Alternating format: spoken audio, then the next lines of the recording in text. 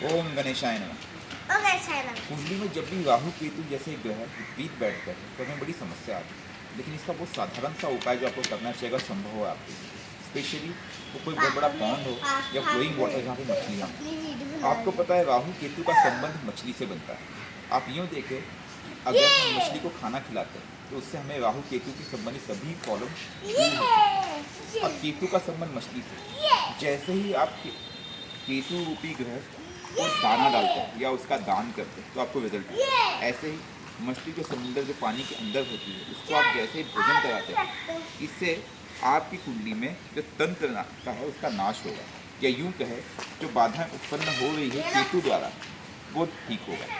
लेकिन ये आपको निरंतर करते रहना पड़ेगा। इसको करते समय इसके लिए छोटा सा ट्रिक आपको ये समझना है, इसे ट्रिक को समझने का प्रयास कीजिए।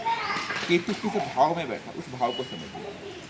अगर आपकी कुंडली में केतु प्रथम भाव में बैठा तो आप खुद अकेले जा करके ये काम कीजिए, इससे आपको लाभ मिलेगा। केतु सेकंड हाउस में बैठा है तो आप फैमिली के साथ जाइए।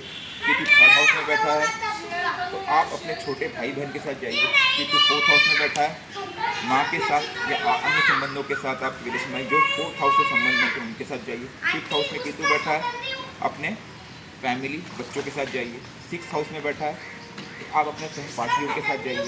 सेवन्थ हाउस में बैठा है वाइफ के साथ जाइए।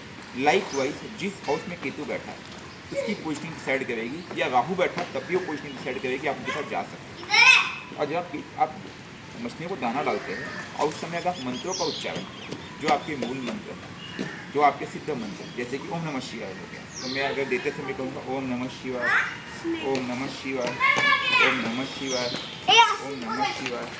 सिद्धि का एक विधान भी है, अगर देखा होगा अपने शास्त्रों में।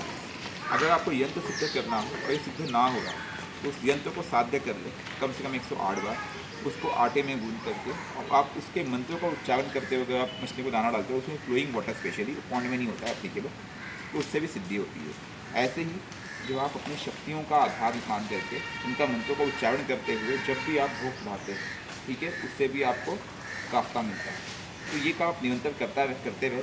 स्पेशली जिस नक्षत्र में केतु बैठा हो, उदाहरण के लिए आपका केतु मघा नक्षत्र में बैठा, तो जिस दिन चंद्र मघा नक्षत्र में आवे उस दिन अगर आप ये कृत्य करते हैं तो इससे आपको विशेष लाभ मिलेगा।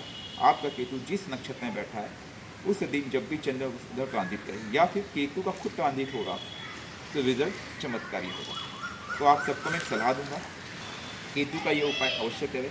और वैसे केतु के उपाय में केवल मछलियाँ ही नहीं है, अगर आप चींटियों को दाना डालते हैं, आप भोजन कराते हो कुत्ते को, आप भोजन कराते हो किसी पक्षी या जानवर को, ठीक है, आप कबूतर को भोजन कराते हो, कबूतर का संबंध राहु जैसे प्लैनेट से है, तब भी आप नोटिस करोगे कि आपके जीवन की समस्त समस्याएं, समस्त बाधाएं दूर हो सकती हैं।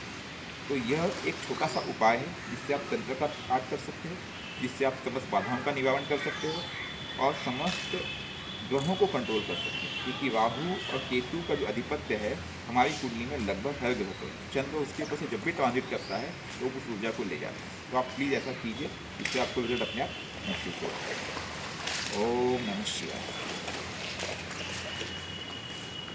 आज के लिए भाई